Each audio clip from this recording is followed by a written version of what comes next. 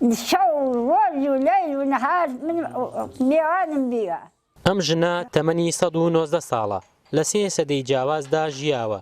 سەدەی 19 تێدا لەدایک بوو و لە سەدەی 20دا تەمەنی گەنجەتی بەڕێ کردو و سەدەی 21 تێدا پیر بووە کە ئێستایە. سەلما عەبدولقادر بەپێی ناسنامەی باری کەسیەتی لە ساڵی 1897 لەدایک بووە. ئێستا لەگەڵ نەوەکانیدا لە یەکێک لە گەڕەکەکانی قەزای شارەزور دەژی. بەپێی بەڵگەنامەکان ئێستا ئەو ژنە یەکێکە لە بەتەمەنترین هاوڵاتی هەرێمی کوردستان و تەنانەت عێراقیش. نانکم تەمەنی ئێستا لە تەسکەرا 119 ساڵە. 119 ساڵە ئێستا. یەکی حوتی 1970 لەدایک بووە بە حساب. بەڵام ئەم ئەڵێ کاتێک کە خۆم تەسکەرەم دەرێناوە یاریم کردووە لە ناو مناڵە بە حسابی خۆی بۆ تەمەنی 130 ساڵەچێت.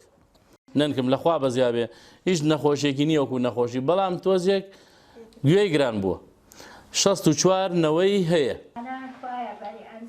سەلما عەبدولقادر سەرەڕای زۆری تەمەنی، بەڵام هێشتا توانای جوڵە و ئەنجامدانی هەندێک کاری ڕۆژانەی ماوە و باری تەندروستیشی باشە و هیچ نەخۆشیێکی نییە.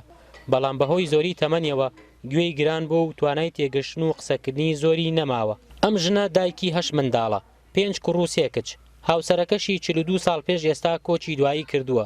لە مناڵەکانیشی ئێستا تەنیا 2 کوڕ و 3 کچی لە ژیاندا ماون و زیاتر لە 60 نەوەی هەیە و زۆربەی کاتیش لەگەڵ ئەواندایە.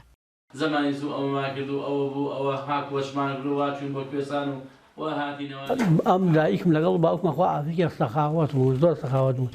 دایکم یانی قەنەعات بکە ئێستا لێرە هەلێرە نییە، ئەگەر ئیمکانی بێت خۆی حەزەکە هەڵسە خزمەت بکات. ئەو کچە بشکۆلەمان هەیە هەر ئاکا ئاڵێ نوێژ ئیتر ئەو هەڵەسێت بەنامەدا نوێژ بکە. های سەر ڕای گێنێ بژە نوێژە یەکسەڵەت نوێژەکە یەک. بەپێی وتەی نەوەکانی سەلما عەبدولقادر جەنگی یەکەمی جیهانی و گرانی گەورە و شەڕی ئینگلیز و رووسیا و چەندین ڕووداوی تری مێژوویی لەبیر بوو و لە ماوەی ڕابردوودا بۆ ئەوانی گێڕاوەتەوە. بەڵام ئێستا وەک جاران شتی بیر نەماوە و بە ئاماژە هەندێک شتی پێ دەڵێن. وەڵای باسی کۆچەکە دەڵێ کۆچمان کردووە چوین بۆ جافێتی و چوین بۆ گەرمیان و کوێستان و ئەوانە، بەڵام ئێستا هەنێشتی لەبیر نەما بەهۆی تەمەنەکە باەکەیشیان بڕیوە تا ئێستاکە هەستمان ینی باوەڕمان پێ ناگەن کە ماوە. ئێستا باەکەشیان بڕیوە. نێوانیم کردووە نەوەکانی سەلما باس لەوەش دەکەن.